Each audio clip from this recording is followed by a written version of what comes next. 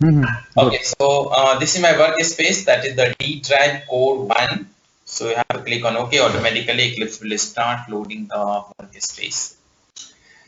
So let me tell you some of the basic parts of Java that just like a brush up for you. So we are starting the class from the data types. So in Java, we have a totally 8 data types. That is the byte, sort, Mhm. int, Mhm. Mhm. float, Mhm. long, Mhm. double, Mhm. character, and boolean. And for each data type, we have a default value.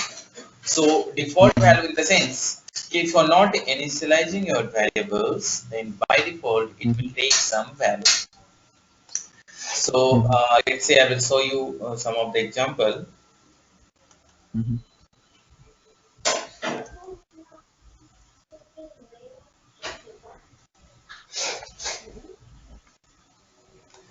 Let's develop one new application, that is Java project. I'm going to discuss a bit about the local variable. So I'm giving the project name as a local variable.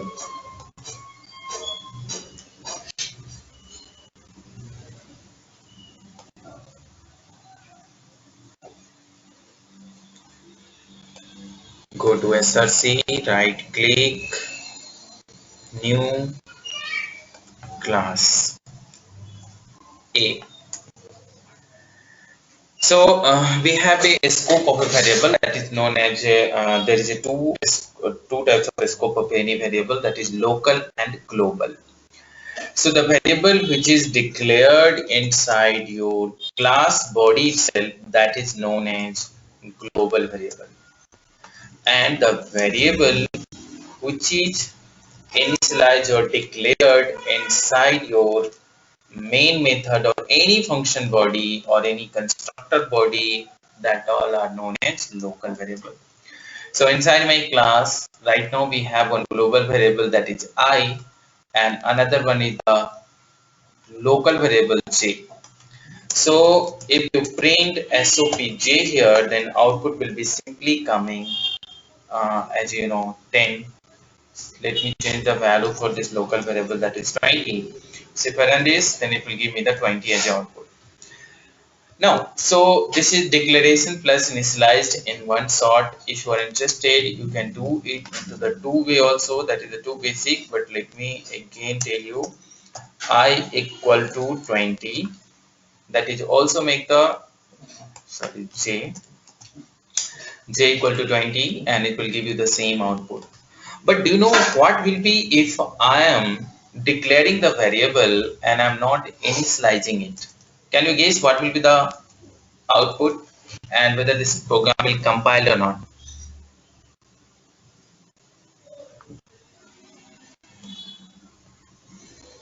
Hello?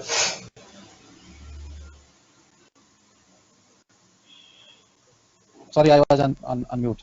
So it would be compiled. Okay, it will be compiled if I'm not initializing the variable and if I'm printing it. Mhm. You are declaring it. It should compile. So compile, but let me tell you the very important rule for local variable. If you're not initializing the local variable and if you're trying to print it, you will get a compile time error. So there is a ground rule. If you have the pen and notes with you, then write down this point. Local variables should must be initialized before used. So you can see here you are getting a compile time error, in the sense compiler is saying you should not allow to use this j till now you are not initializing if it is a local variable. This rule is not applicable on the global variable because global variable is taking the default value. The reason behind is I will tell you later once I will be discussing about the memory management, why local variables should must be initialized. If you have initialized and you didn't using that J, then compiler is not having any issue. But once you have initialized, I mean declared, and you didn't initialize and you are trying to print the local variable, you will get a compile time error, and this is one of the ground rule that you have to remember. Fine, Sudhanshu? Mhm. Okay. Can you repeat again? What did you say about the JVM? Local variable must be initialized He- before use. Mhm. But if you are not using and you have declared only, that will not create any problem for you. The Mhm. issue is without initialization, if you are using, then it will create a problem.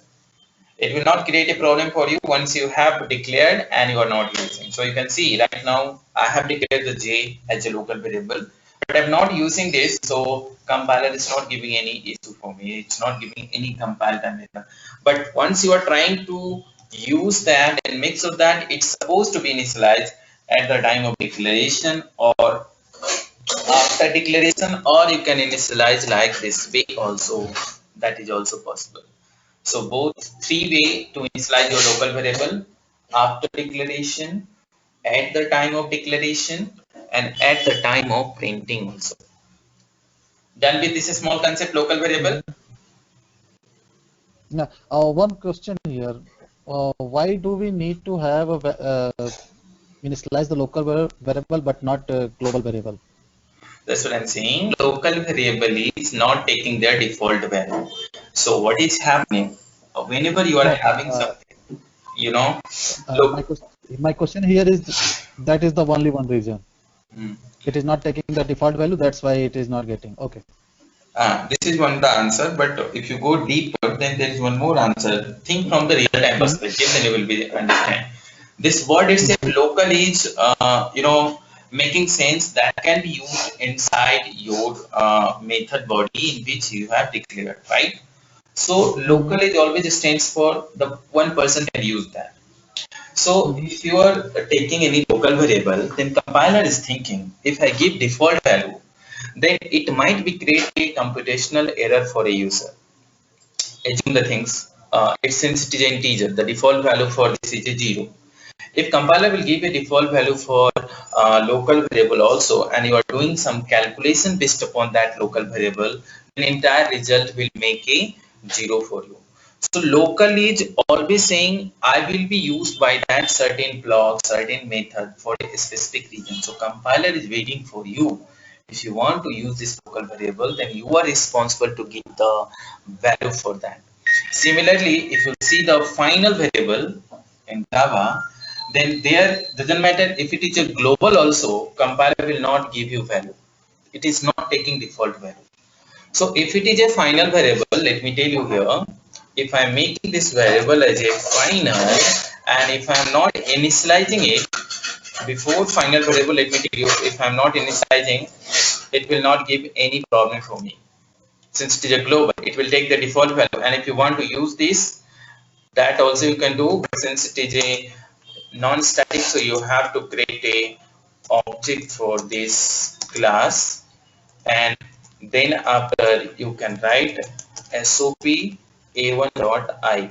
It's not creating any problem for you, but what I'm trying to do, I'm going to make it as a final, then you will get one error. So again compiler is saying if you are making a final, then I'm not going to give a default value for this. And whenever any variable is not having default value, you should not allow to use that. So since it is a global, so and you make it as a final, then the rule is coming, it should must be initialized. Till now you will not initialize the global variable which is a final.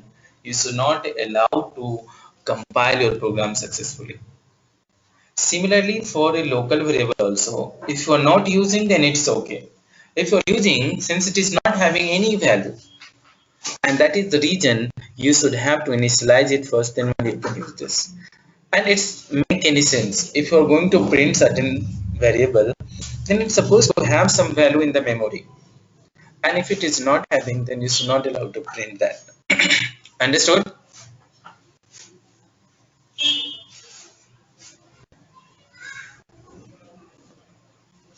Sudhanshu, are you there?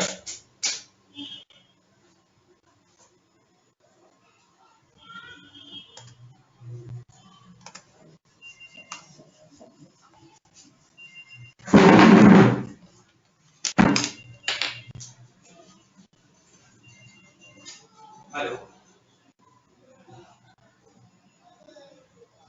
I don't have any problem.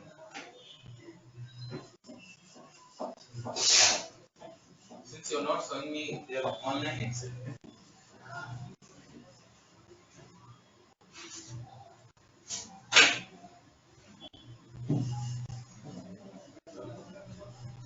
Just now I finished one session. 2 hours session. There is no anything.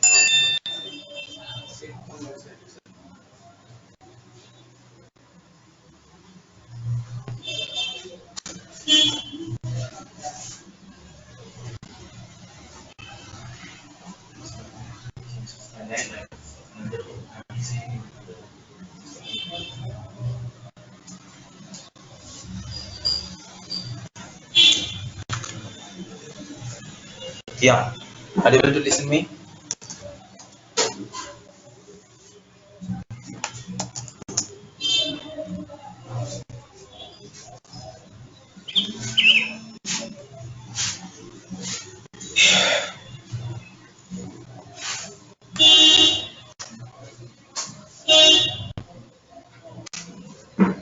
Hi.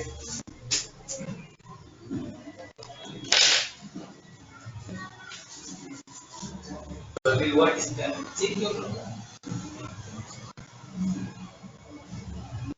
Initially your sound was coming, so it's talking.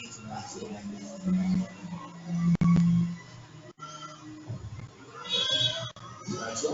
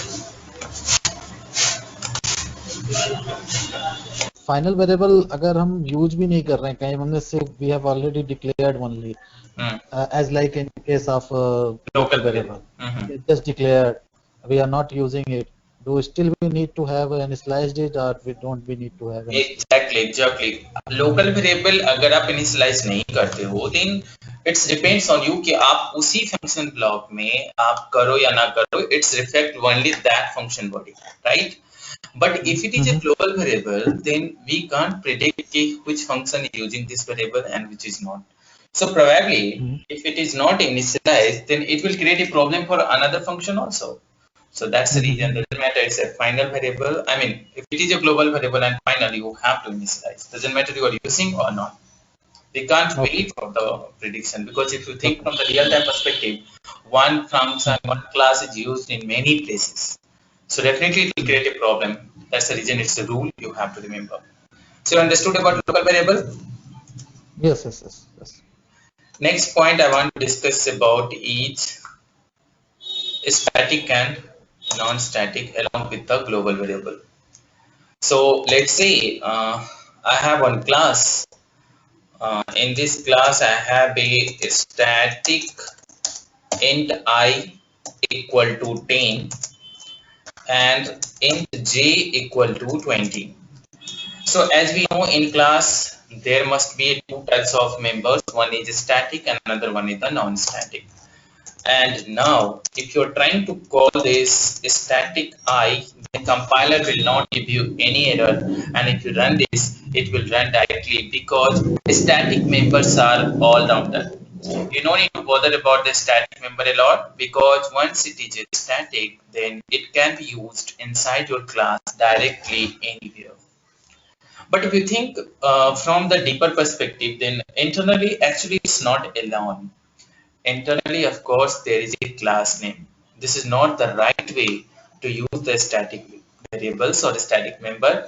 If you bring your cursor here, then you will find out what exactly internally, यहाँ पे actually में class का नाम होना चाहिए. This is the right way to use your static variable.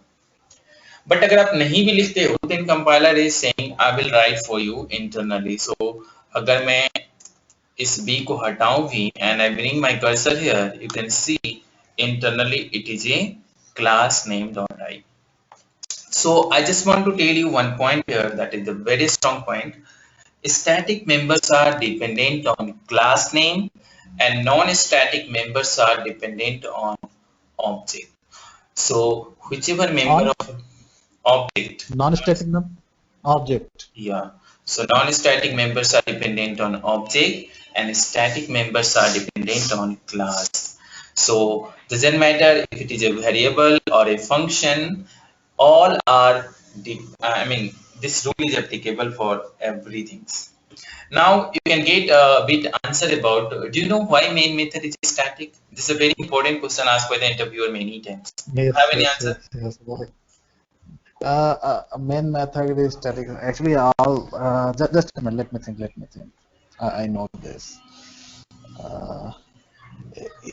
No other object will call this method, so that's why it's a static method. It will be by default. It would be called like this. That's partially right. The second answer is right. You know that main method is going to be called by our JVM. And if it is a non-static, then JVM also have to create the object first of your class, and then after they have to call. And assume in your class there is a 100 non-static member, then during the object creation, all non-static member will be unnecessarily loading into the memory.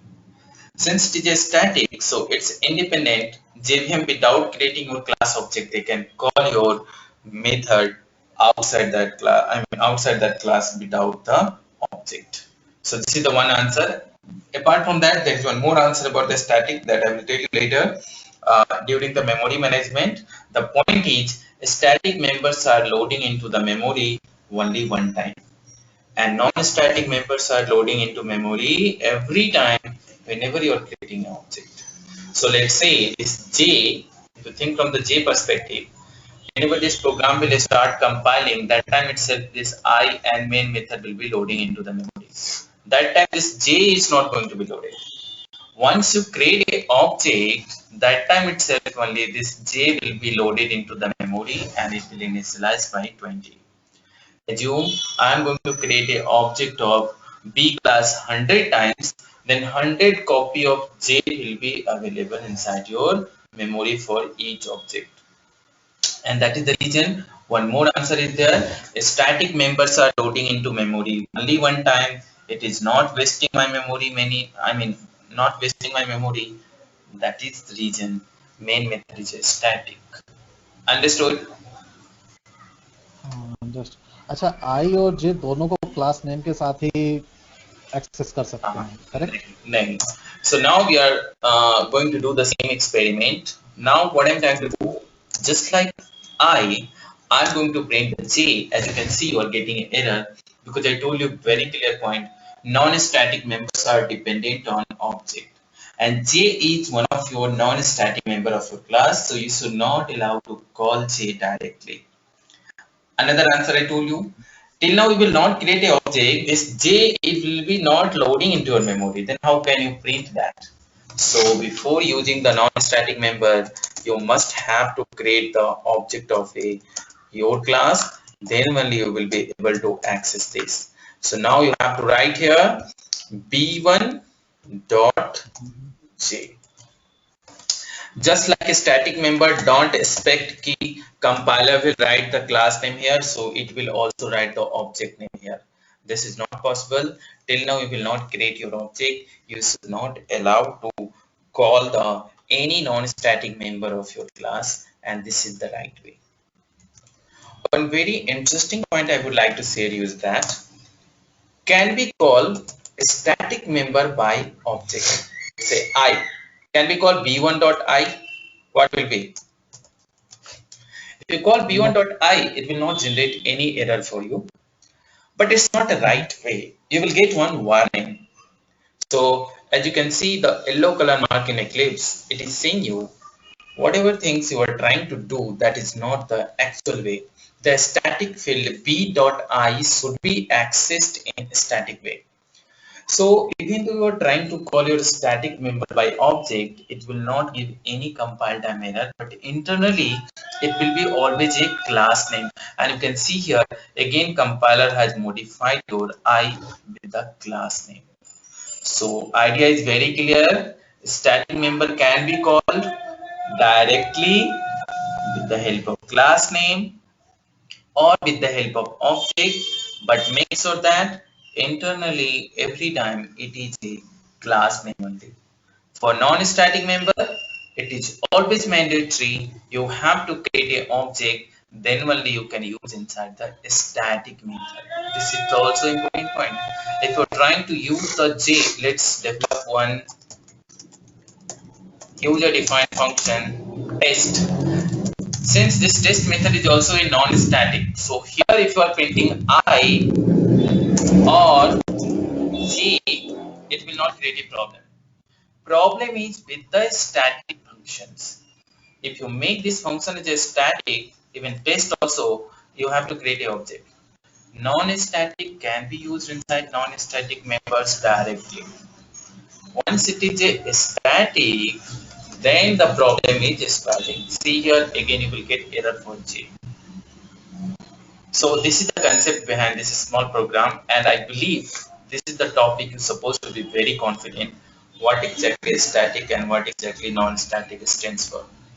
One of my students asked very good question, like, sir, we have many lots of benefit with the static, like it's independent of the object and it is loading in the memory only one time.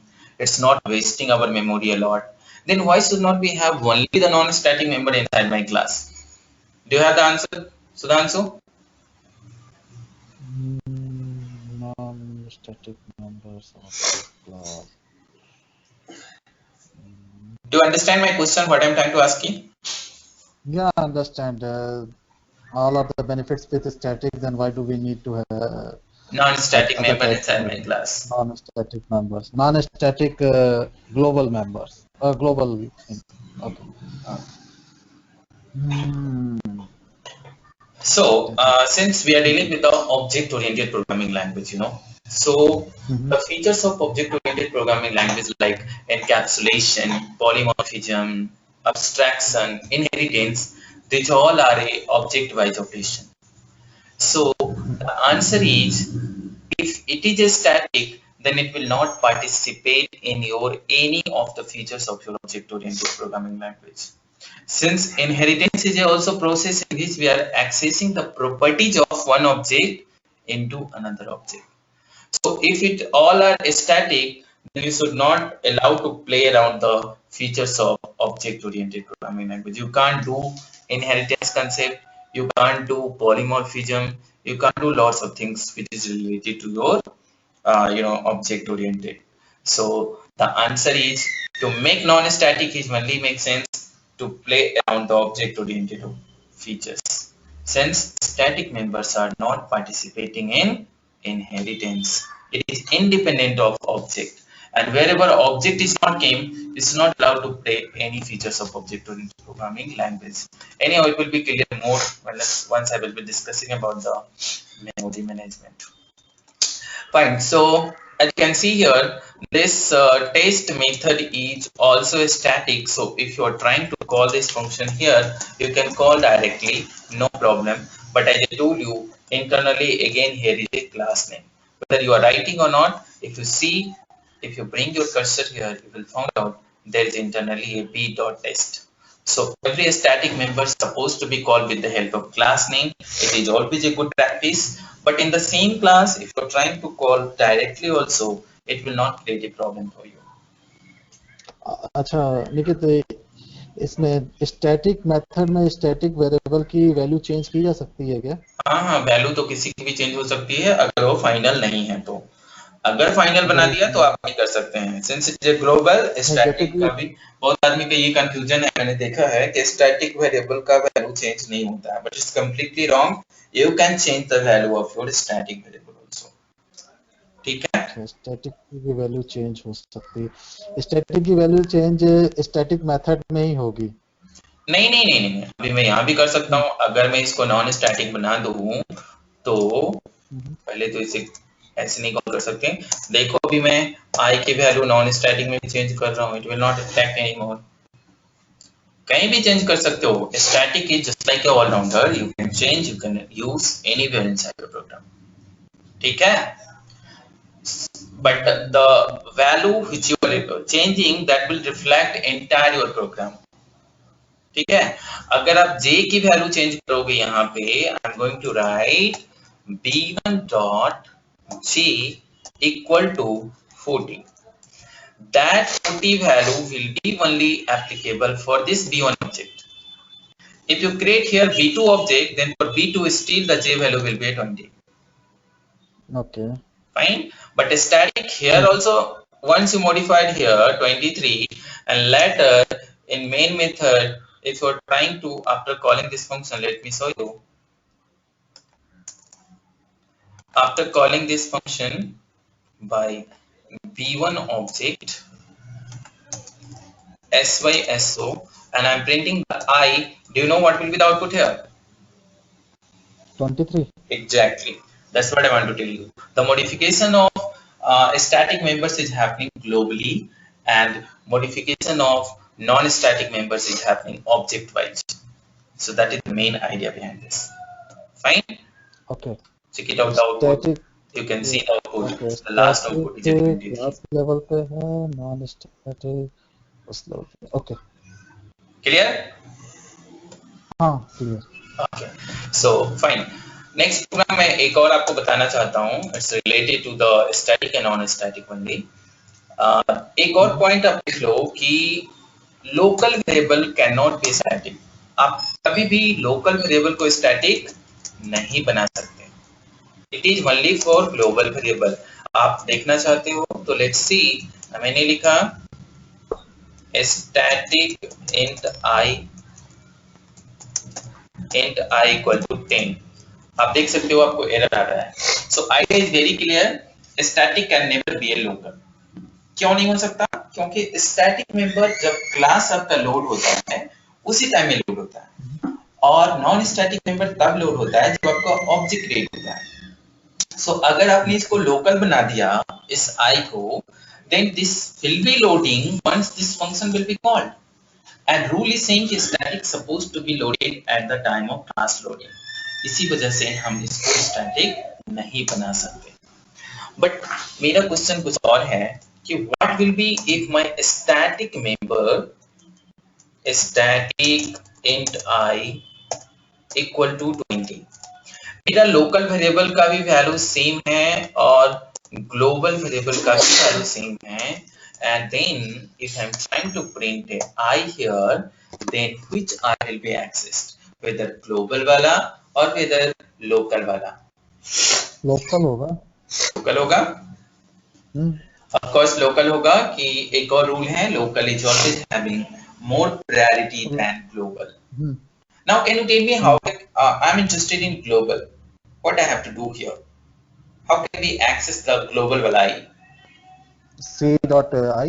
Very good. So if you want to access the global I, you have to explicitly mention C.I. Then compiler will understand you are interested in global value. If you not write C.I, then it will give you the local value. Clear? So this were the small things about static and non-static you're supposed to know. You can have a lots of example. I will be dropping with this all application for core Java programs. There you will find the lots of practice session, and probably in class and object folder you will have a lots of questions, lots of programs, small programs. You can refer these all programs and check it out what are the things going on. So getting any doubt, let me know. Fine. ठीक है। Function overloading आपको पता है, function overloading और method overloading same name but different. अच्छा, इसे दो different क्यों कहते हैं? फंक्शन और मेथड मेरे ओपिनियन में दोनों सेम है, both are same, then why do we say that both are different? नहीं नहीं, डिफरेंस तो है। एक्चुअली क्या डिफरेंस मैं बताता हूँ।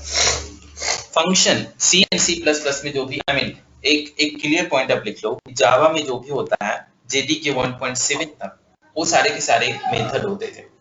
फ्रॉम जेडीके 1.8 आप कह सकते हो कि Java is also having a function. Function and variable में क्या डिफरेंस है मैं बताता हूँ। आपको जावास्क्रिप्ट पता है? नहीं, जावास्क्रिप्ट नहीं पता है। नहीं, जावास्क्रिप्ट पता है। फंक्शन को आप कभी भी किसी वेरिएबल पे इनिशियलाइज नहीं कर सकते हो, मेथड को। फंक्शन वो होता है जिसको आप, जैसे आई का यहाँ पे आपने वैल्यू देखा, अभी मैंने आपको बताया था local variable.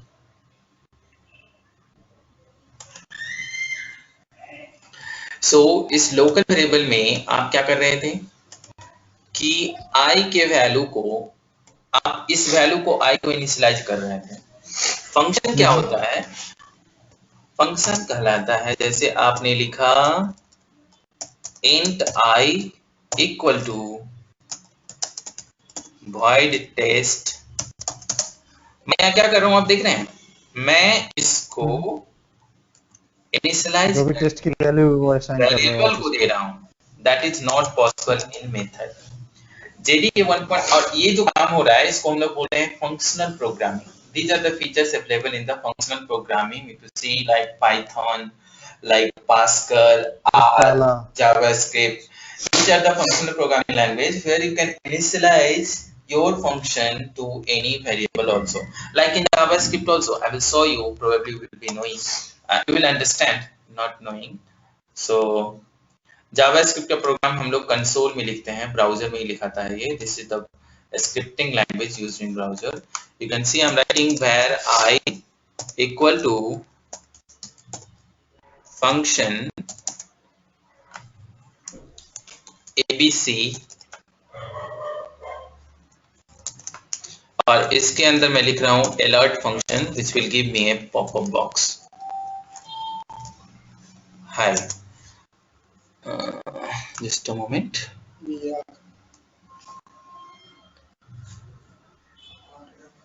Function abc alert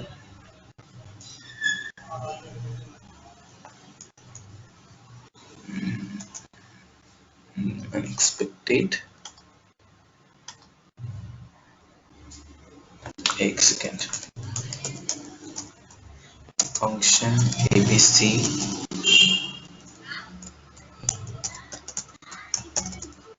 alert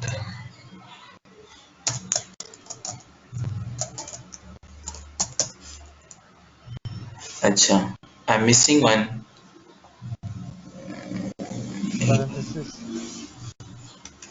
That is okay.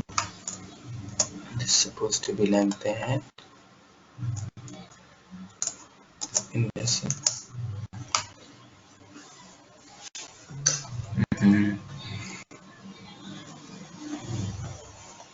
Syntax का error है कुछ। Syntax error is there. I'm calling ABC. It will give me one pop-up box here. You can see hi. This is alert box. So I can define this function like this way also.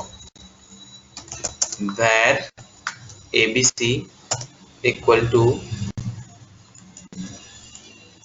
ABC like this. So idea is function can be initialized to any variable, but method cannot be. This is the major difference. Understood? So from JDK 1.8 you can do same thing whatever I did right now in the JavaScript in Java also, but since I have a JDK 1.7, so I can't do like that. So understood the difference between function and method? Method cannot be initialized to any variable, but function can be initialized to any variable. अच्छा, मैं अगर यहाँ पे एक बात ये बोलूँ कि मेथड से भी हम कुछ रिटर्न कराते हैं। हाँ, मेथड से, हाँ, रिटर्न तो दोनों में होता है, फंक्शन में भी होता है एंड मेथड से रिटर्न कराते हैं, फंक्शन से भी रिटर्न कराते हैं, तो दोनों तो हमें कुछ ना कुछ रिटर्न कर रही हैं। तो दोनों तो एक ही टाइप का काम कर रही हैं। नहीं करेक्ट। आप वो नहीं समझे, मैं क्या बोल रहा हूँ कि अगर मैं यहाँ पे जैसे ये काम कर रहा था, ये फंक्शन को मैंने डिफाइन किया और इस फंक्शन को डिफाइन करके मैं किसको दे दिया, आई को, एक वेरिएबल, हाँ ठीक है, आई को दिया, तो ये आई आपका रिटर्न नहीं ले रहा है बल्कि ये पूरे फंक्शन को रिप्रेजेंट कर रहा है। तो अब जब भी आप इस आई का यूज करोगे उसका मतलब ये फंक्शन पिक्चर में आएगा। जब इस फंक्शन को आप कॉल करोगे तभी तो रिटर्न आएगी ना। But here I am not calling, मैंने फंक्शन डिफाइन किया और उस फंक्शन को एक वेरिएबल को दे दिया। जो वेरिएबल हमारा अब इस फंक्शन को रिप्रेजेंट करेगा, जहां भी मैं आई का यूज करूंगा तो डोंट एक्सपेक्ट कि ये इसका रिटर्न टाइप देगा, बल्कि ये पूरा डेफिनेशन आपको देगा। सो ये कह सकते हैं क्या कि इसने एक वेरिएबल में पूरे फंक्शन का जो भी फंक्शनैलिटी थी वो उसने एग्जैक्टली डाल दिया। That's what I am trying to tell. ये फंक्शन ही हो सकता है, फंक्शन में ही कर सकते हैं आप मेथड। अच्छा एक बात यहाँ पे, अब यहाँ पे अगर हमको इवन तो ये जावा स्क्रिप्ट का है, अगर मुझे आई यूज करना है तो आई को मैं कैसे कॉल करूंगा? जहां पे भी आप फंक्शन को कॉल कर रहे हैं ना, वहां पे आप इसको आई को यूज करो। जहां भी फंक्शन को कॉल कर रहे हैं यानी आई को हमें यूज करना होगा। करेक्ट। तो एक तरह से ये कह सकते हैं क्या कि ये एक वही मैं वहां जहां जैसे हम आई को कॉल करेंगे उसी तरह वहां मेथड के नेम को कॉल कर लेंगे। हाँ कर सकते। टाइप्स ऑफ ऐसा ही हुआ। लेकिन परफॉर्मेंस थोड़ा बढ़ गया ना कि आपको बार बार डिफाइन नहीं करना। लेट से वही फंक्शन आपको दूसरी जगह चाहिए सेम सिग्नेचर के साथ, तो आपको फिर से डिफाइन करना पड़ेगा ना दूसरी जगह पे। So okay, it will be more clear, मैं आपको बाद में बताता हूँ ये चीज सिंस जब functional programming. So actually functional programming मैंने भी थोड़ा बहुत स्काला पे, तो स्काला में मैंने देखा कि ये फंक्शन को इन्होंने इस तरह से बोल दिया, लेकिन मेरे को फंक्शन और मेथड में कोई डिफरेंस नहीं दिख रहा है। देखिए कुछ पॉइंट है जो आप देख सकते हो यहाँ पे।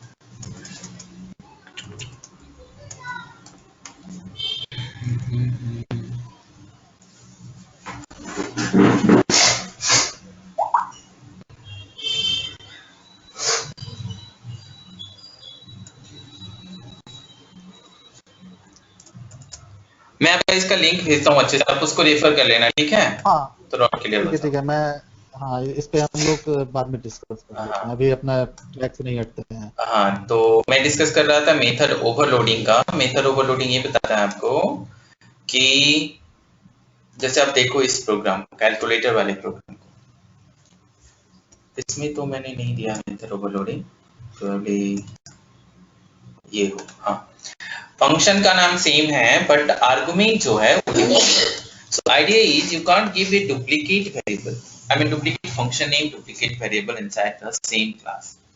So अगर आप इस दोनों फंक्शन को देखो, दोनों मेथड को देखो एक्चुअली, तो this looks same. So once you compile without the duplicate method inside your class, then it will give you compile time error. Idea is very clear कि during calling compiler will get confusion कि which method I need to call. So compiler is saying even though you want to use the same function name, then at least try to change the argument. First अगर आपने नाम change कर दिया then it's okay.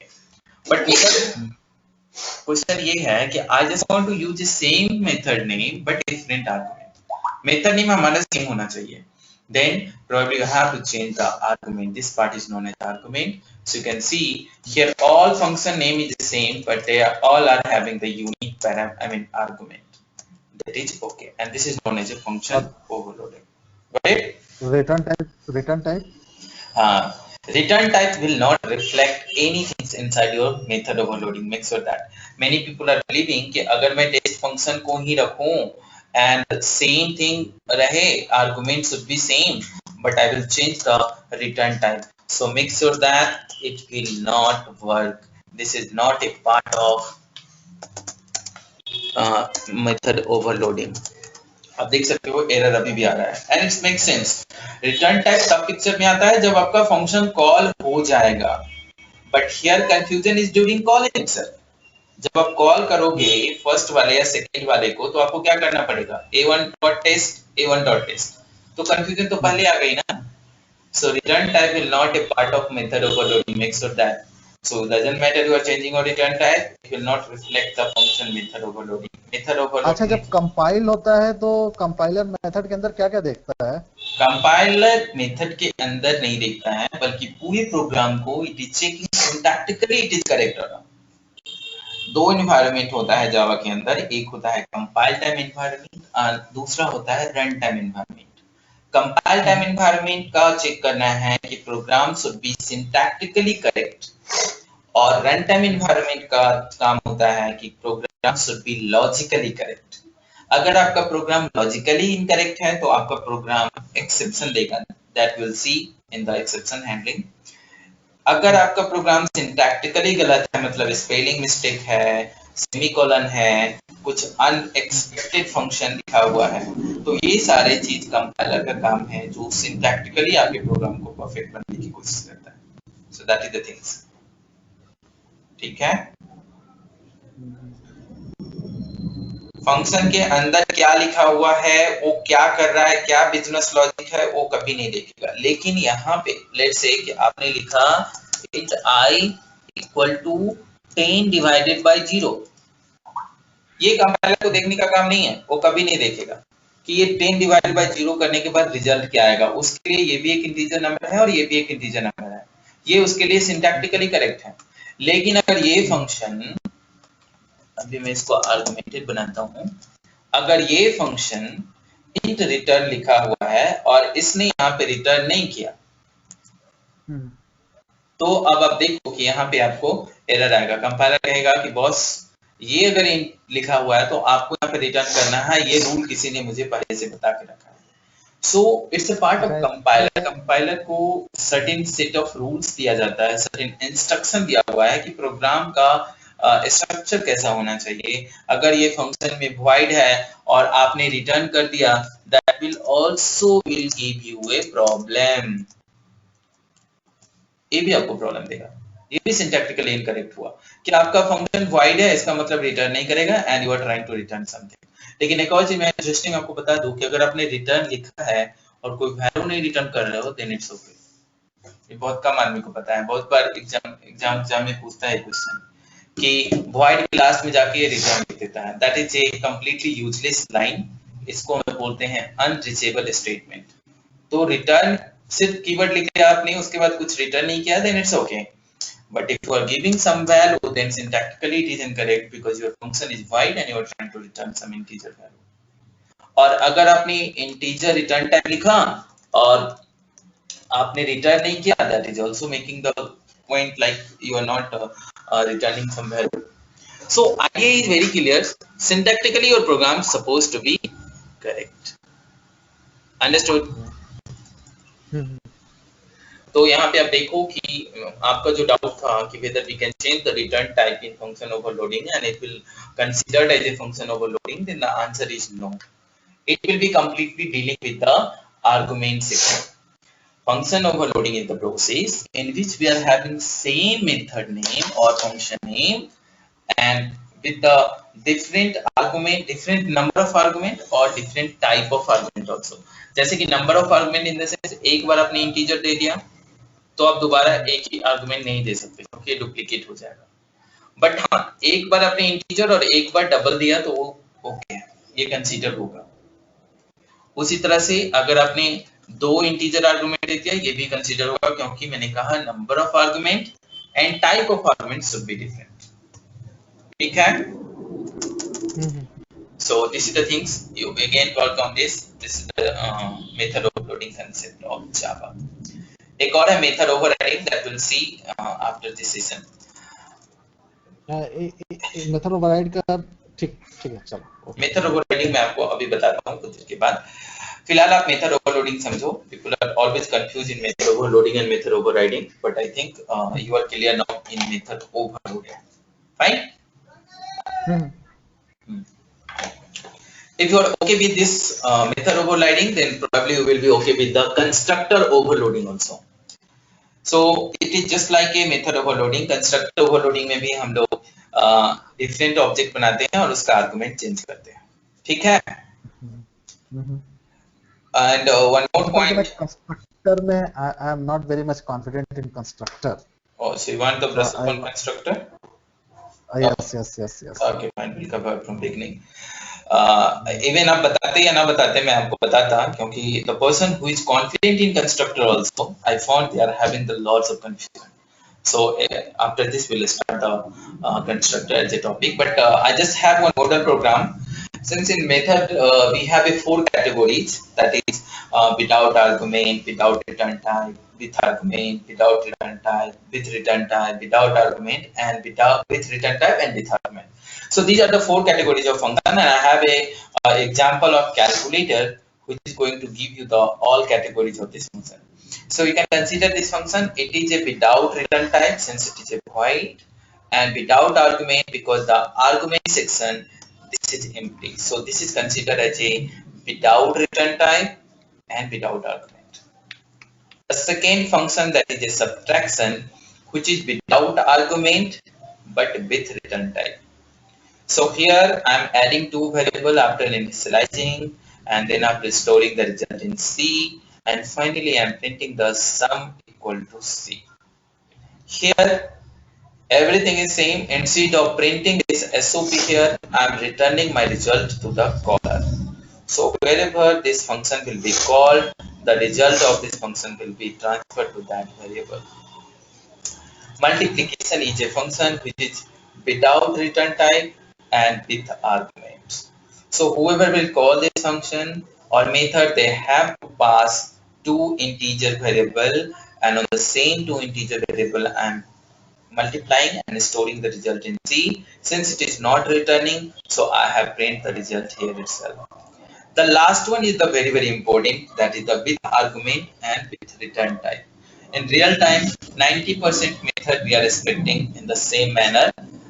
We need to pass certain parameter, and based upon that certain business logic, I am expecting that function as a result. So whatever things it's doing inside this function, I don't mind. I have to pass 2 variables और मुझे इसका result चाहिए. So 90% case in the real time we are having this quality of this category of function, that is with return type and with argument. Now you can see in the main function how I am calling. Add function को बस call करना है because it's not returning any value.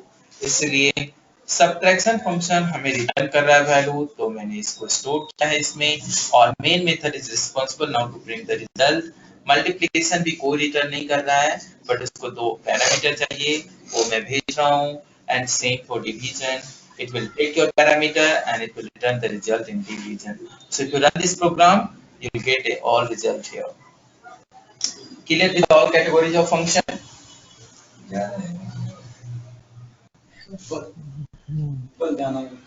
Sudhanshu, I'm here. You are okay or you have some doubt?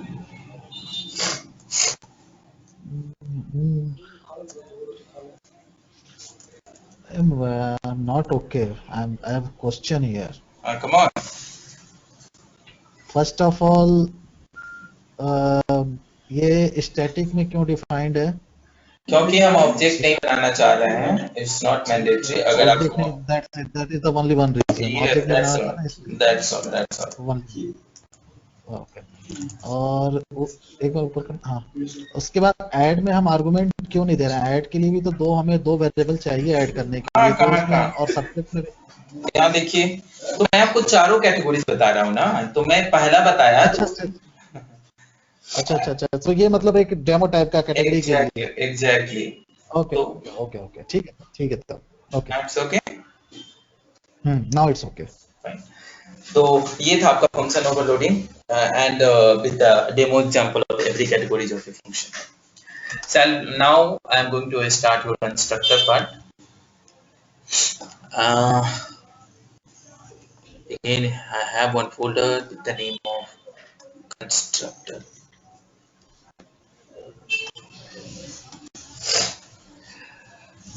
So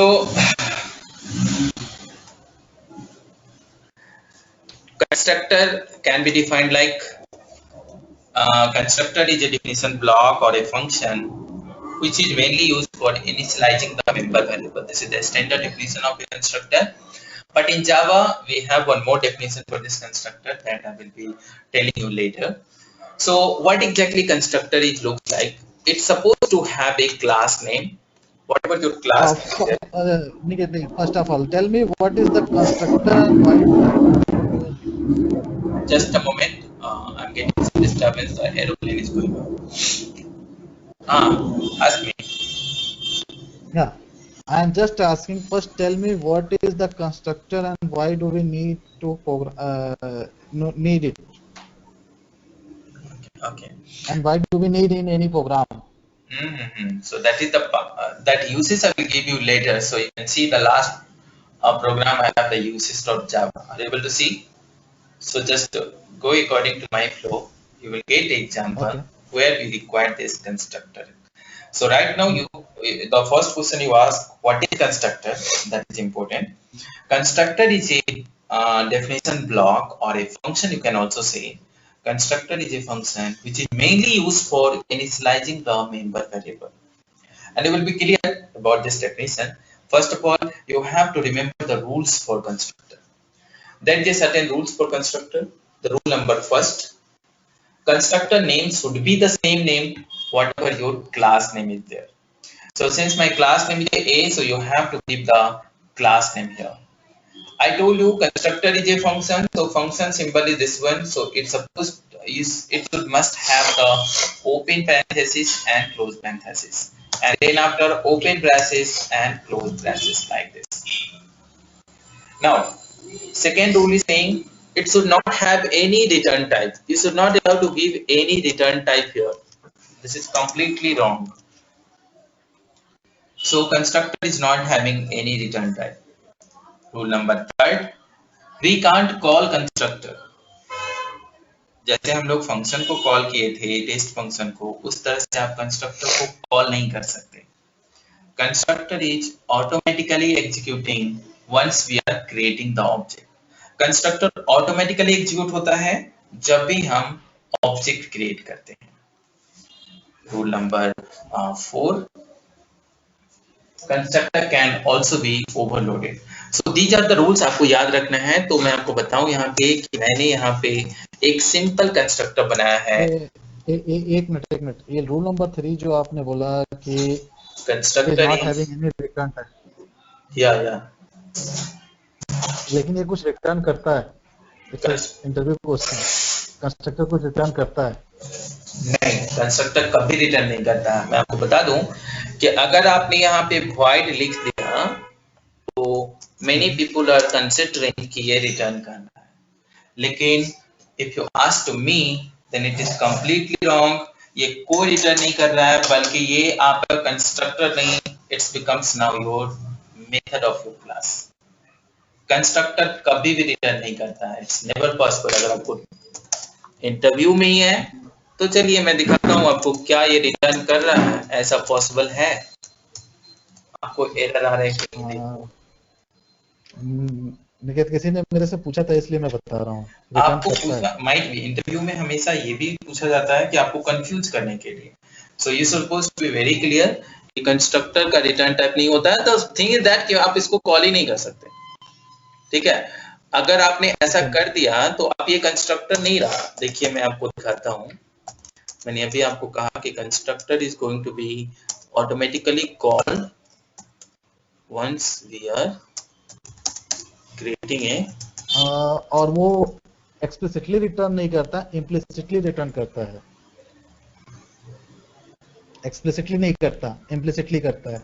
What do you mean by implicitly? Could you explore it? Directly हम उसको नहीं देख सकते. शायद हमें उसे वो जो कंपाइलर का बाइट कोड्स वगैरह वो वहाँ पे कुछ होता है, वहाँ पे हम देख सकते हैं उसको. कुछ ऐसा होता है. I am not 100% sure, but ऐसा कुछ होता है।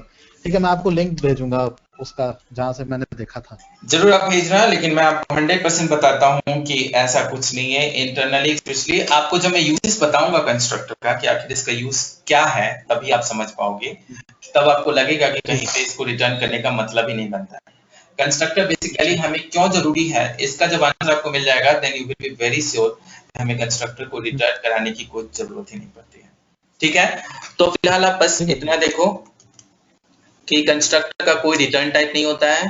मैं इसके अंदर बस एक सिंपल सा एसओपी लिख रहा हूं, that is the cons1।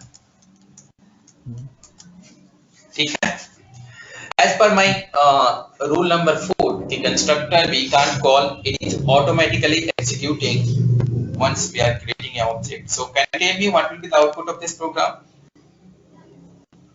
A print main, सबसे पहले constructor cons1 main cons1 and main, very good. So जब आपने ऑब्जेक्ट क्रिएट किया तो कंस्ट्रक्टर कॉल हुआ। अगर आप कंस्ट्रक्टर को एग्जीक्यूट नहीं करना चाहते हो, अगर आपने ऑब्जेक्ट नहीं क्रिएट किया, तो आप देख सकते हो आपका कंस्ट्रक्टर कॉल नहीं हुआ है। आप अपनी क्लास में कितने भी कंस्ट्रक्टर डाल सकते हो, इट्स नॉट लाइक कि आप एक ही डालो या दो डालो। You can keep n number of constructor, but make sure that any constructor will execute till you are not creating an object, it will not execute. अगर आप इंटरेस्टेड हो तो you can create more than one object also. Can you guess what will be the output now? cons1 and main. Very good. So 2 times you are creating object, then make sure that 2 times your constructor will be called. Now what will be? एक और rule मैं आपको बता दूं कि without constructor you can't create a single object in Java. ये भी एक रूल है जिसको मैं बाद में डिस्कस करता हूं। अभी आप देखो कि without constructor we can't create a single object.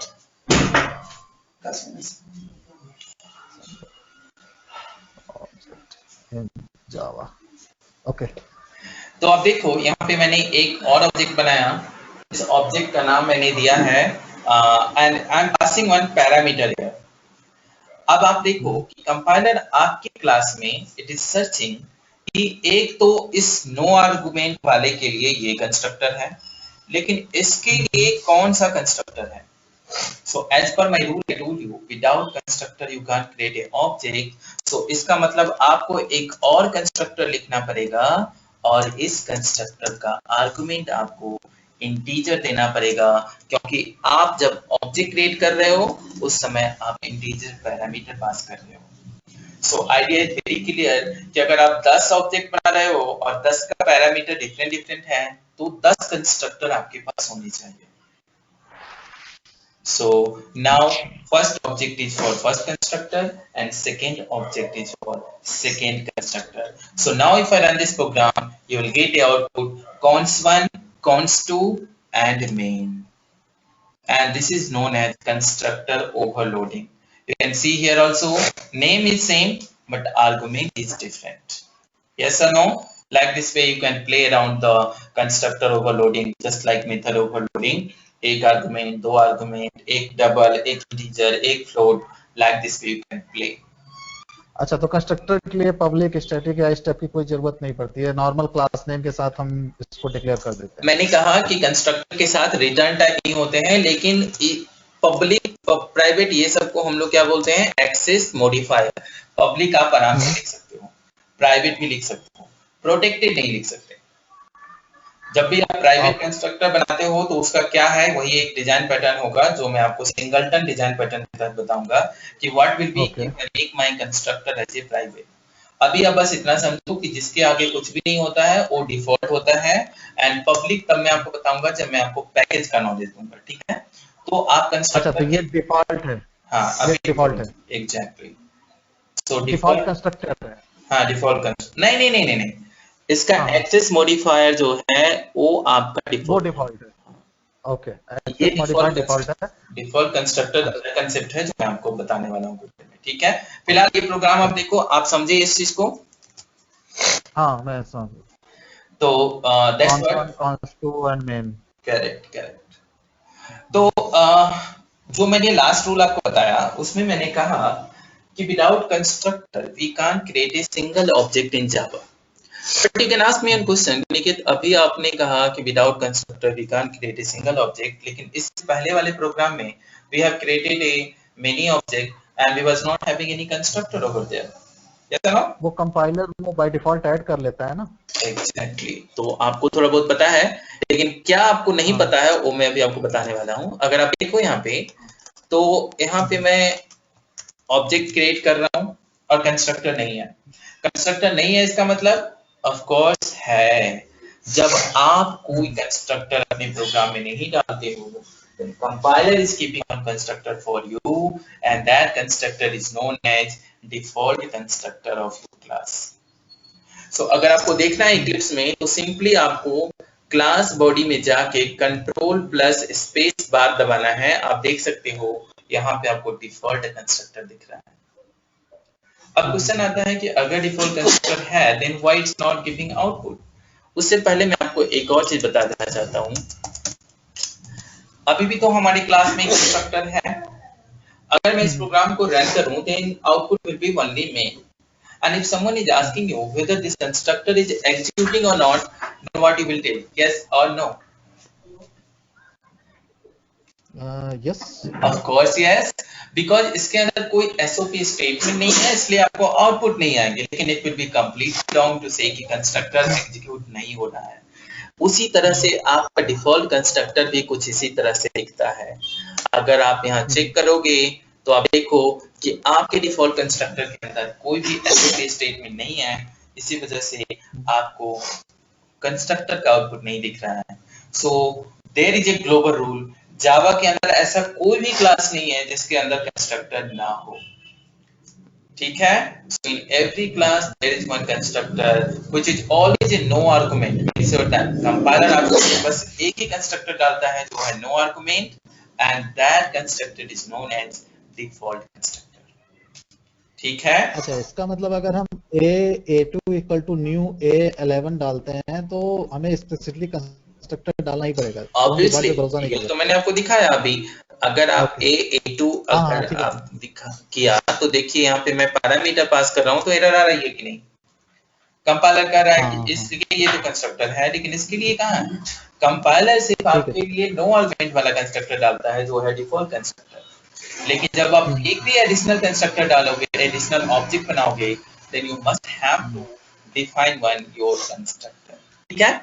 तो चलो मैं क्या करता हूँ कि ऐसा ही करता हूँ. मैं इसके लिए भी एक कंस्ट्रक्टर बनाता हूँ जिस कंस्ट्रक्टर का मैं एक आर्गुमेंट देता हूँ. That argument is a int I. Problem is resolve. Yes और नो? नाउ कहाँ होता है वो मैं आपको बताता हूँ. ज्यादातर आदमी ये चीज नहीं जानता है. तो अब आप फ्लो के साथ चलो. ये कंस्ट्रक्टर हम डाले या ना डाले that is by default inside my program. Yes और नो? Yes. तो मैं इसे डिलीट कर देता हूँ. It will be handled by the compiler. Yes or no? Whether we are keeping or not, this is default constructor. The default constructor is already there in my program, so let it be deleted. अगर मैंने delete किया तो आप देख सकते हो कि आपको पहले वाले ऑब्जेक्ट के लिए भी एरर आना शुरू हो गया. ये क्या है? इस चीज को समझिए. That is the hidden part. Many people are not knowing. Recently हमारी कंपनी में एक बंदा है 7 साल एक्सपीरियंस और उसको ये बात नहीं पता था. वो हमेशा ये बिलीव करता था कि डिफॉल्ट कंस्ट्रक्टर किसी भी सिचुएशन में जावा के अंदर होता है. लेकिन वहां पे एक ट्विस्ट है जो आपको याद रखना होगा. कंपाइलर तभी डिफॉल्ट कंस्ट्रक्टर डालेगा आपके प्रोग्राम में जब तक आपने कोई अपना कंस्ट्रक्टर नहीं डाला है. जैसे ही आपने एक अपना कंस्ट्रक्टर डाल दिया, explicitly if you have defined any constructor, then make sure that default constructor is not there.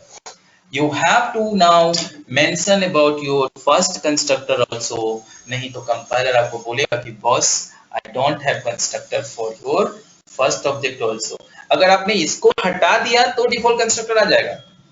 लेकिन अगर आपने अपना कोई भी कंस्ट्रक्टर डाला तो you should be very careful कि आपको सारे ऑब्जेक्ट के लिए कंस्ट्रक्टर डालना पड़ेगा. इवन डिफॉल्ट कंस्ट्रक्टर भी आपको ही डालना पड़ेगा. Clear this point? So this is the very interesting and strong point about the default constructor. default constructor will be appear inside your class. Till now you didn't kept any additional constructor inside your program. Once you get any constructor, then make sure that default constructor will be removed by the compiler and it will be not appear there. ठीक है? हाँ ठीक है, thank you. तो उसी तरह से और भी यहाँ पे प्रोग्राम है, आप देख सकते हो, you can play around this. ये है कंस्ट्रक्टर ओवरलोडिंग का बड़ा वाला प्रोग्राम, एक आर्गुमेंट, दो आर्गुमेंट। एक और चीज मैं आपको बताना चाहता हूँ, शायद आपको नहीं पता हो ये चीज। आप यहाँ देखो कि मैंने कंस्ट्रक्टर दिया है जिसका आर्गुमेंट क्या है, इंटीजर है, राइट? तो I have to pass one integer number, correct? And that integer number is coming in picture and it is going to print your I. If I run this program, then probably the output will be 67, const 2 and main. Yes or no?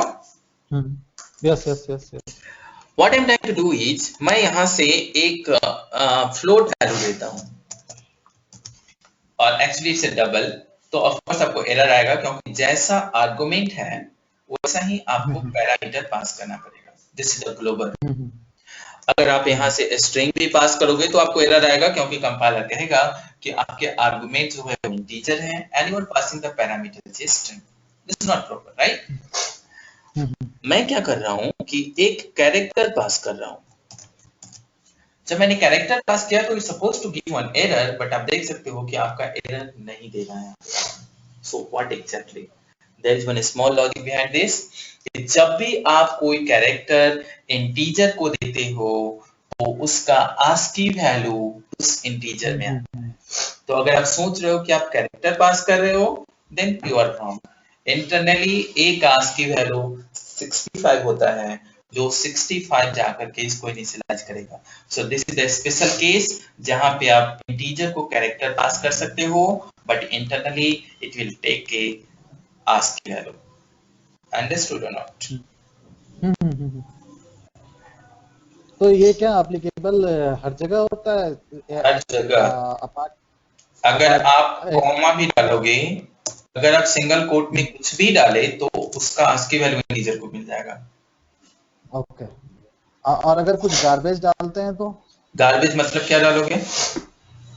मतलब कोई unreadable signal type का, इस type का डालते हैं। Computer में ASCII value नहीं possible है, जिसका आस्की वैल्यू नहीं पॉसिबल है। कीबोर्ड में ऐसा कोई भी सिंबल आप बता सकते हो जिसका आस्की जो दिया हुआ है और नहीं, अगर हम कॉपी पेस्ट करके कहीं से डालें, कॉपी पेस्ट ऑफ कोर्स जिसका आस्की वैल्यू डिफाइन नहीं है, that will probably give you the exception not error. ठीक है? अच्छा, एक्सेप्शन देगा। Okay. So this is the concept you have to remember about this ASCII value. So if someone is saying you to develop a program in Java for ASCII value, this is a very simple program. आप integer को ASCII value दे दो और automatically वो ASCII value print कर देगा। I mean character दे दो और ASCII value print कर देगा। Yes? एक मिनट, अगर जैसे मैंने यहाँ पे इसको किया और मैंने यहाँ पे एक ASCII दिया और उसका मेरे को करस्पॉन्डिंग कैरेक्टर प्रिंट कराना है, तो हमें कास्टिंग वगैरह करनी पड़ेगी? Even though you will not get, आप ये पूछ रहे हो कि रिवर्स वे में क्या ये पॉसिबल है, राइट? क्या मैं यहाँ पे कैर और यहाँ पे ASCII वैल्यू दे सकता हूँ तो whether it will be acceptable or not, ये आप पूछ रहे हो? It is never नहीं, possible. मैं ये पूछ रहा हूँ कि यहाँ पे मैंने ASCII की वैल्यू दी और उसके करस्पॉन्डिंग मेरे को यहाँ जो SOP है वहाँ पे मैंने उसके करस्पॉन्डिंग जो करेक्टर होता है वो प्रिंट कराना चाहा। यहाँ मैंने इंट ही दिया, खैर आई की जगह हमने इंट आई दिया, और लेकिन एक की जगह मेरे को 65 प्रिंट कराना है। 65 की जगह मेरे को ए प्रिंट कराना है, सॉरी 65 की जगह मेरे को ए प्रिंट कराना है। हाँ, तो ऐसा पॉसिबल है क्या? पॉसिबल ऑफ कोर्स है। उसके लिए आपको स्ट्रिंग का यूज करना पड़ेगा। We have a function with the name of code at point और वैल्यू एट, उसको कोड पास करो, ASCII वैल्यू दो तो कैरेक्टर देगा। लेकिन यहाँ पे पॉसिबल कैरेक्टर, बस मैं पैरामीटर के बारे में आपको बता रहा हूँ अभी, इसमें आप सब एक्सचेंज कर सकते हो बस इंटीजर और कैरेक्टर में। बाकी हमारे पास फंक्शन है, बहुत सारे लाइब्रेरी फंक्शन, जिसको आप ASCII वैल्यू दो और वो आपको उसका कैरेक्टर कॉरस्पॉन्डिंग देगा। ठीक है? ठीक है। तो ये आप समझे? हाँ, थैंक कैसा लग रहा है आपको सुधांशु सेशन? सही जा रहा है या you are feeling you are not comfortable और आपके नहीं डाउट्स नहीं, अभी तक क्लियर? तो actually Niket, to be very frank, ये सब थोड़े बहुत कॉन्सेप्ट तो मेरे को पहले से पता थे, हाँ। लेकिन आई एम एंजॉयिंग सेशन। नहीं, जो चीज आपको इस समय नहीं पता था वो उतना आप समझ रहे हो जैसे। हाँ, वो चीज मेरे को समझ में आई, वो चीज मेरे को समझ में आई। डोंट वरी, हमारा सेशन ऐसा ही चलता रहेगा till the end of your course. आप you will be getting each concept like this way only, very clear. ठीक है, हम्म। चलो एक और चीज मैं आपको बता दूं कि इस केस में क्या होगा। Can you guess the output here? Actually मैंने एक क्लास बनाया है और इस क्लास का मैंने हटो ये टेस्ट मेथड आई वांट, दो ऑब्जेक्ट बनाए हैं, एक है आर्गुमेंटेड एंड दूसरा है no I mean one argumented. So of course make it as an integer. Now we're clear with this. So for avoiding the confusion. So one class is there, copy, and we have two constructor. One is no argument, another one is the one argument. So straightforward, if I run the piece of code after commenting this, it will give me the copy and the value which I'm passing, that is 7. Now what is this 17th line of code is saying?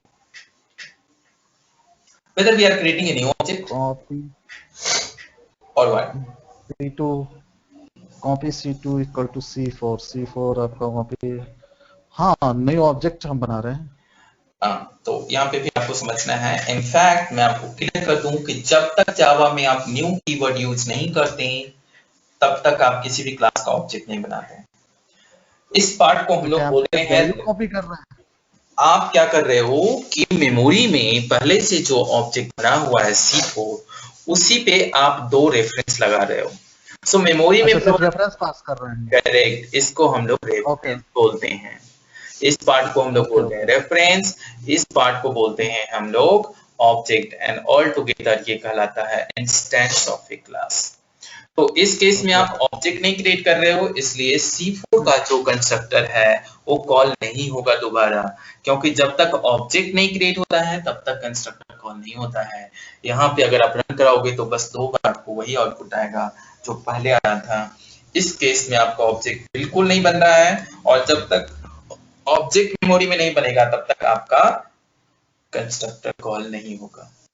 इसको अगर आप C++ के language में बोलो तो इसको हम लोग कॉपी कंस्ट्रक्टर बोलते हैं। ठीक है, अच्छा तो यहाँ पे आपने एक्चुअल में इस स्टेटमेंट में सिर्फ और सिर्फ उसका एक रेफरेंस C2 एग्जैक्टली एक और रेफरेंस बना दिया है। एग्जैक्टली जो मेमोरी में हमारा लिंक बना हुआ है ना, कुछ इस तरह से तो आप देखो। अब C4 को हम C2 के थ्रू भी हम यूज कर सकते हैं। हाँ एग्जैक्टली, अगर आप ये, अब मैं आपको बता देता हूँ एक चीज तो बहुत क्लियर हो जाओगे। यहाँ पे मैं एक वेरिएबल डाल रहा हूँ int I इक्वल टू 23, ठीक है, और यहाँ पे लिखा मैंने C1 dot I equal to 34, ठीक है, और यहाँ पे लिखा C4 dot I equal to 90, ठीक है। अब देखिए अगर मैंने यहाँ पे लिखा C1 डॉट I तो हमें आउटपुट क्या आएगा? 34 आएगा, ऑफ कोर्स आएगा 34 आएगा। अब यहाँ पे अगर आपने लिखा C4 डॉट I तो क्या आएगा? C4 डॉट I ये 90 नहीं एक मिनट, हाँ 90 आएगा, 90 आएगा। और अगर मैंने लिखा C2 डॉट I तो क्या आएगा? C2 सेम को 90 आना चाहिए। एग्जैक्टली वही मैं बता रहा हूँ कि मेमोरी में ये दोनों का वैल्यू सेम होगा, क्योंकि दोनों एक ही जगह पॉइंट कर रहा है, नया ऑब्जेक्ट नहीं बना है। नया ऑब्जेक्ट नहीं हो रहा, सिर्फ मेमोरी वो रेफरेंस पॉइंटर एक। एग्जैक्टली जैसे लॉग आपके एक हैं और दो की हैं, उस तरह से समझो। ओके ठीक है, तो ये आपका लॉग बहुत अच्छा है, आपका एग्जांपल है। तो समझा आपने इस चीज को? हाँ ठीक है। तो इसी को हम लोग कॉपी कंस्ट्रक्टर बोलते हैं। अब आप पूछ रहे थे कि यूज क्या है आखिर कंस्ट्रक्टर का। आपने देखा कि हमें जब कंस्ट्रक्टर को हमें कॉल करने की तो बिल्कुल जरूरत नहीं पड़ती है। हम जब ऑब्जेक्ट क्रिएट करते हैं उसी टाइम में है हमारा वैल्यू ऑटोमेटिकली कंस्ट्रक्टर कॉल हो जाता है। अब एज्यूम करो कि हमें कुछ ऐसा चाहिए कि जिस समय हम ऑब्जेक्ट क्रिएट करें किसी भी क्लास का, उस टाइम में हमारे क्लास का सर्टेन प्रॉपर्टीज ऑटोमेटिकली इनिशियलाइज हो जाना चाहिए। जैसे take one real time example, अगर आपके एक बैंकिंग सेक्टर का एग्जांपल मैं दे रहा हूँ कि कोई कस्टमर अगर अकाउंट खोल रहा है तो अकाउंट बैंक के पर्सपेक्टिव से आप देखोगे तो उस अकाउंट क्लास का जितना ऑब्जेक्ट क्रिएट होगा उतना कस्टमर होगा, राइट? उस अकाउंट में एज्यूम करो कि हम डिटेल्स दिए हुए हैं, first name, last name, account number, email ID, phone number. तो कस्टमर के कोड पॉइंट ऑफ व्यू से, सॉफ्टवेयर पॉइंट ऑफ व्यू से अगर आप देखोगे तो उस कस्टमर क्लास का जितना ऑब्जेक्ट हमने क्रिएट किया उतना कस्टमर हमारे पास बैंक में एक्टिव है। लेकिन आइडिया ये है कि अब इस यूज क्लास को आप कस्टमर क्लास समझो, चाहे मैं एक क्लास ही बनाता हूं कस्टमर करके, दैट विल बी फाइन।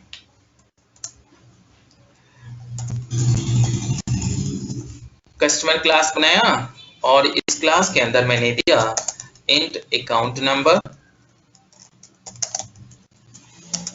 उसके बाद दिया स्ट्रिंग फर्स्ट नेम और एक और दे देते हैं इंट एज, ठीक है।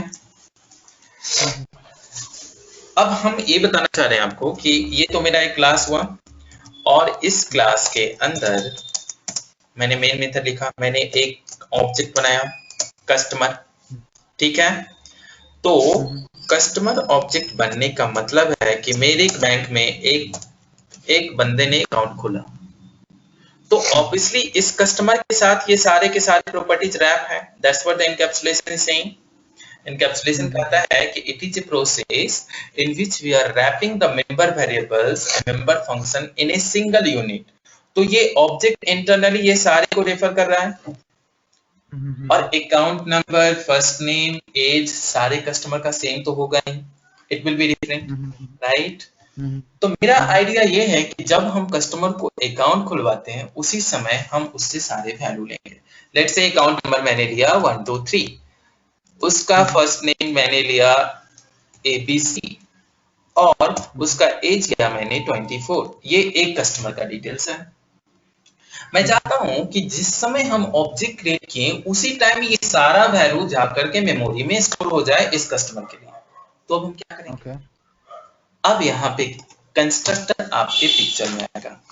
करना ये है कि आपको एक कस्टमर क्लास का कंस्ट्रक्टर बनाना है जिसका 3 पैरामीटर होगा, अकाउंट,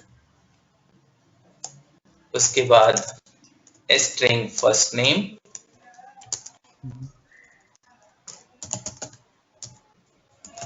और इंट एज। अब आप जरा गौर से देखो, अभी हम लोगों ने कंस्ट्रक्टर पे बहुत चर्चा किया। इस कंस्ट्रक्टर के लिए, इस ऑब्जेक्ट के लिए कंस्ट्रक्टर बिल्कुल परफेक्ट है क्योंकि 3 आर्गुमेंट और 3 पैरामीटर पास कर रहे हैं। हाँ। करेक्ट। अब मुझे ऐसा कुछ करना है कि जिससे जो वैल्यू मैं पास कर रहा हूँ ये वैल्यू इसको जाके इनिशियलाइज कर दे। अब ये सारे के सारे ग्लोबल वेरिएबल है, इसका मतलब सबके पास डिफॉल्ट वैल्यू है। सबके पास डिफॉल्ट वैल्यू है क्योंकि इंटीजर है, ग्लोबल है तो इसको डिफॉल्ट वैल्यू होगा 0। से स्ट्रिंग है तो इसका डिफॉल्ट वैल्यू होगा नल। डिफॉल्ट वैल्यू है। एक्चुअली थोड़ी सी आवाज नहीं आई थी, ठीक है। अच्छा। तो ये डिफॉल्ट वैल्यू में बात कर रहा हूँ। तो अब मैं चाहता हूँ कि जिस समय कस्टमर का अकाउंट खुल रहा है उसी टाइम ही ये वैल्यू इस कस्टमर को ये सारे के सारे मेमोरी में जाके C1 स्टोर कर ले अपना सारा वैल्यू। तो अब आपको क्या करना पड़ेगा, कंस्ट्रक्टर में आपको लिखना पड़ेगा this dot account equal to ACC, this dot first name equal to first name, this dot age, this dot age equal to age। अब जरा गौर से देखो कि जब जैसे ही हम ये ऑब्जेक्ट क्रिएट किए ये सारा वैल्यू आकर के इसको मिला और ये सारा वैल्यू जाकर के इसको इनिशियलाइज कर दिया। And that is the actual usage of constructor। Constructor कहता है कि आप ऑब्जेक्ट क्रिएट करो और उस समय आप वैल्यू पास करो मुझे, जो भी वैल्यू आप दोगे मेमोरी में कुछ इस तरह से आपका पिक्चर बनेगा। मैं आपको बता दूं थोड़ा स्केच करके।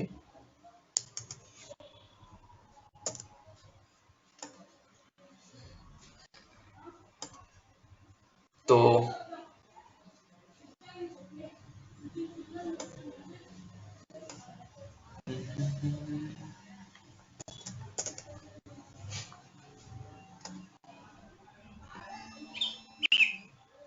यहाँ पे आपका जो C1 था, जो कस्टमर आपका C1 है, वो यहाँ पे एक मेमोरी स्पेस, सॉरी अब समझ लो मुझसे नहीं हो रहा है अच्छे से। ठीक है मैं समझ रहा हूँ, माउस ऐसा कुछ नहीं है। तो यहाँ पे आपका अकाउंट नंबर है, यहाँ पे आपका फर्स्ट नेम है और यहाँ पे आपका एज है, ठीक है। और ये ऑब्जेक्ट यहाँ पे पूरा पॉइंट कर रहा है इस कस्टमर के लिए। अच्छा, अगर अब मैंने C2 बनाया, एज्यूम कीजिए मैंने C2 बनाया, तो C2 का भी ऐसे ही एक मेमोरी एलोकेट होगा जो कुछ इस तरह से, एक सेकंड में शायद माउस से अच्छा पकड़ सकूं।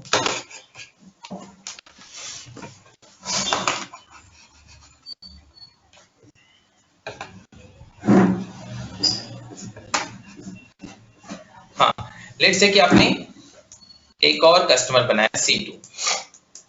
C2 क्या करेगा, अपना डिटेल्स यहाँ पे स्टोर करेगा, क्योंकि अकाउंट नंबर सबका डिफरेंट है, राइट। फर्स्ट नेम भी सबका डिफरेंट होगा और एज भी सबका डिफरेंट होगा, और ये काम आपका कंस्ट्रक्टर करता है। अब आप जरा कोड में आके देखो एक बार फिर से। अरे यार, ये तो यहीं पे हो जाता है। ठीक है, since I am new in go meeting, so मुझे भी आइडिया नहीं है।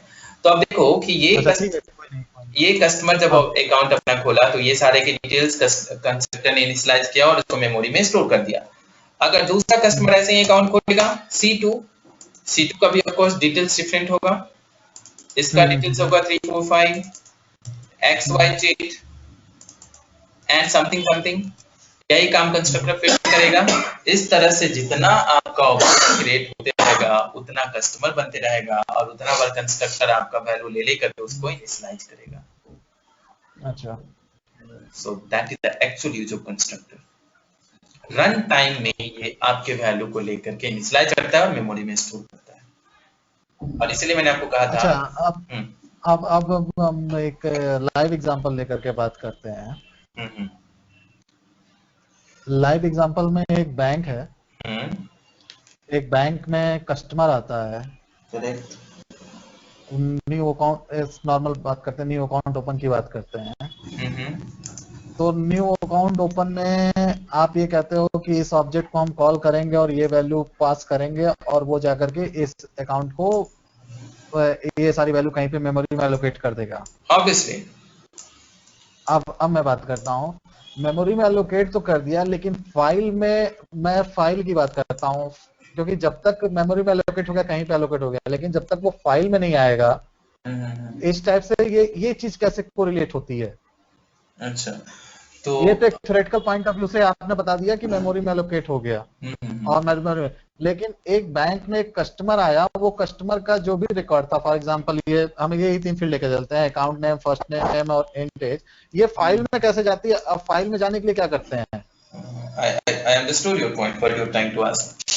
ये जो पार्ट है बेसिकली फाइल में नहीं, हम लोग डेटाबेस में स्टोर करते हैं, जो हमारा एक टेबल होता है। वही मतलब हमारे उसमें ऑब्जेक्ट में फाइल कहते हैं, ठीक है। हाँ। डेटाबेस में जो भी है, डेटाबेस में। हाँ, तो हमारा जो ऑब्जेक्ट है, एक्चुअली जब आप पहला कस्टमर बनाते हैं तो हम हाइबरनेट, जब आप पढ़ोगे, अगर आप इंटरेस्टेड हो तो आप पढ़ लेना, जब हम इस ऑब्जेक्ट को बना लिए तो हमारे पास हाइबरनेट और डेटाबेस एक फंक्शन देता है जिसका नाम है सेव, और इस सेव में हम अपना C1 जैसे ही डालेंगे ऑटोमेटिकली क्या होगा, ये ऑब्जेक्ट पूरा जाकर के, इसका सारा वैल्यू जाकर के हमारे डेटाबेस में स्टोर हो जाएगा। और अगर आप फाइल की बात कर रहे हो तो फाइल तो मैं क्या चलेगा? क्या सेव में क्या चलेगा?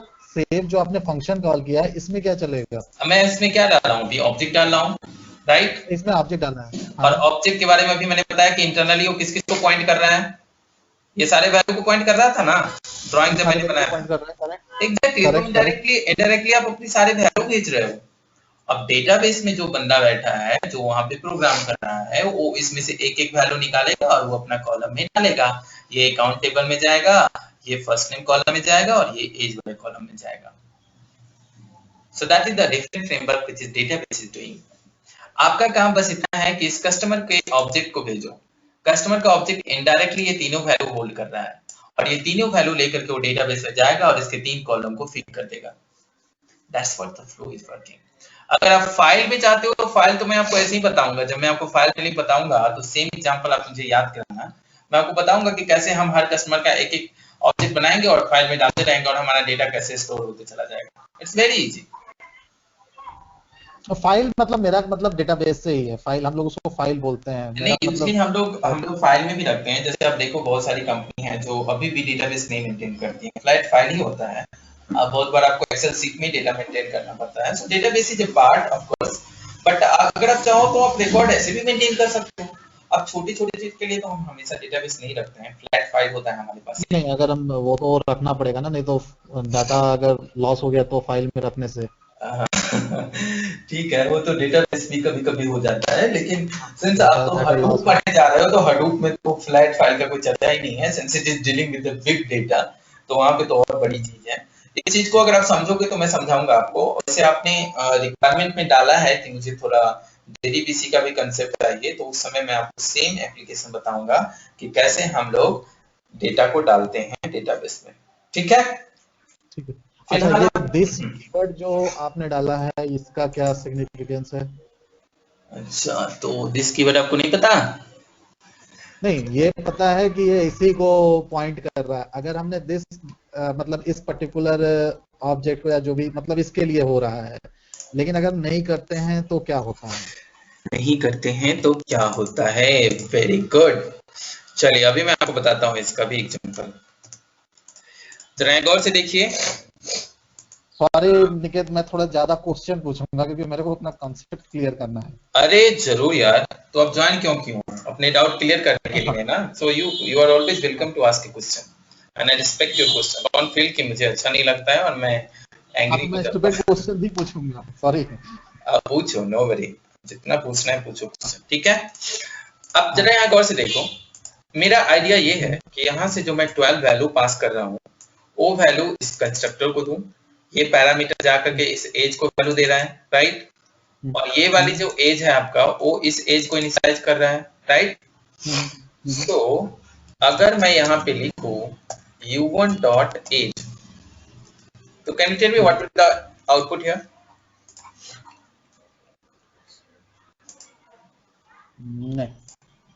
नहीं आइडिया है। अब जरा गौर से देखो, मैंने आपको बताया कि ये वैल्यू जाकर के किसको दे रहा है। जब आप कंस्ट्रक्टर को कॉल कर रहे हो तो आपको पता है कि जो भी वैल्यू आप पास करते हो उसके आर्गुमेंट में जाके आ जाता है। सो यहाँ से 12 जाकर के सीधा कहाँ जाके बैठ जाएगा?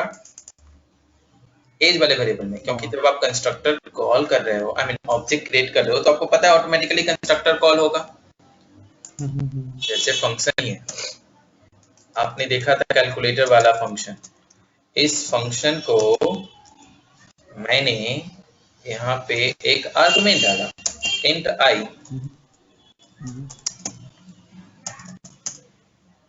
और यहाँ पे लिख दिया i, ठीक है?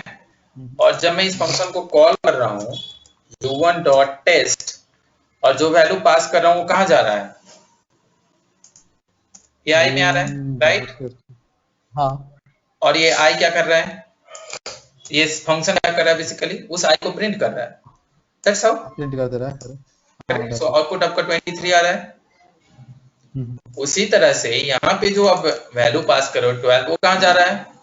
कंस्ट्रक्टर के पास, वो कंस्ट्रक्टर को जा रहा है, ठीक है, राइट?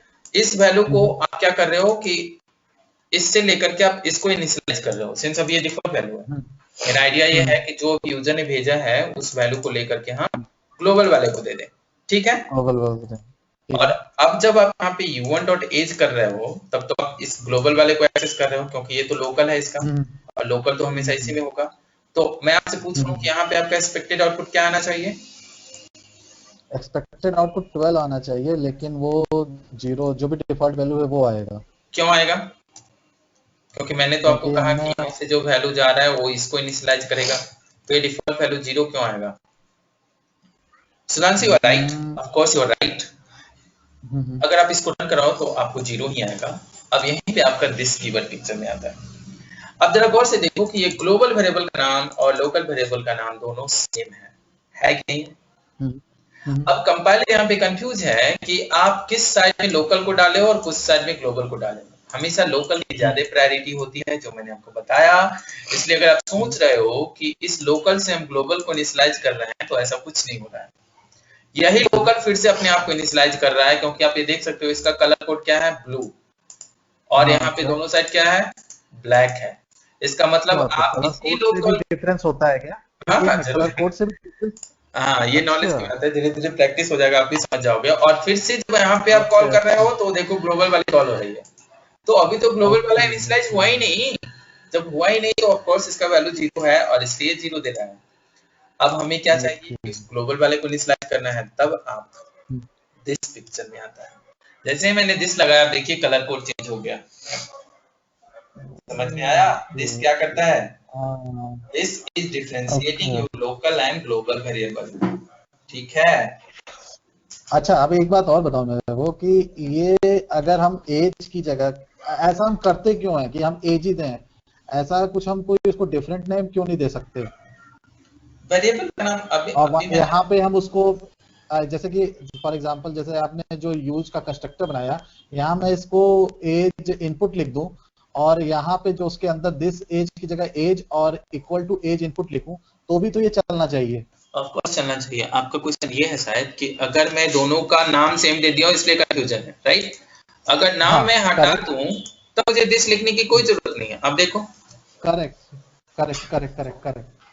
तो ये ऐसा क्यों नहीं करते हम, ये आप पूछ रहे हो, राइट? Yes, correct. मैं आपको बता दूं कि कुछ स्टैंडर्ड होते हैं जो हम मेंटेन करते हैं। इसकी वजह से आपको क्या पंगा होगा कि आप अगर आप देखोगे यहाँ पे इक्लिप्स का ही बात करते हैं हम, मैंने ये प्रॉपर्टीज बनाए और इस प्रॉपर्टीज बनाने के बाद मैं चाहता हूं कि यहाँ पे हमारा कंस्ट्रक्टर हो। एक चीज मैं दिखाता हूं आपको, source, setters and getters method. Eclipse एक स्टैंडर्ड मेंटेन करता है, उसमें आप देखो क्या कर रहा है, this.acc equal to acc। मैंने कुछ नहीं किया है। तो अगर आप नाम सेम नहीं देते हो तो it will create a problem for you always, और अननेसेसरली आपका मेमोरी भी वेस्टेड होता रहेगा, क्योंकि एक बार सेपरेट इसके लिए और एक बार सेपरेट इसके लिए। अगर दिस आप डाल देते हो तो दिस में क्या होता है कि अगर लेट्स से आपके केस में यूजर कंफ्यूज हो सकता है कि इसमें दो वेरिएबल है, एक एज है और एक एज 1 है। तो ड्यूरिंग कॉलिंग टाइम शायद वो कंफ्यूज हो जाए कि यार मैंने किसको कॉल किया था, एज वाला मेरा ग्लोबल है या एज 1 वाला ग्लोबल है। There is a confusion. तो इस कंफ्यूजन को हटाने के लिए इट्स ऑलवेज गुड कि आप ज्यादा वेरिएबल मेंटेन नहीं करो। This is one of the way you can do, no worry, but it's always good कि आप दिस के साथ यूज करो ताकि आपका कोड मेंटेनेंस रहे और एक स्टैंडर्ड जो है वो भी फॉलो होता रहे। ठीक है? इसका कोई स्पेसिफिक रीजन नहीं है कि हम नहीं देते, इसलिए मैंने बताया ऐसा कर सकते हो। लेकिन जब बहुत जगह देखोगे आप, इवन इक्लिप्स भी जब आपका ऐसा काम करता है तो वो भी यही काम करता है, दिस के साथ करता है। तो this is always coming in picture whenever you want to differentiate local and global. Okay.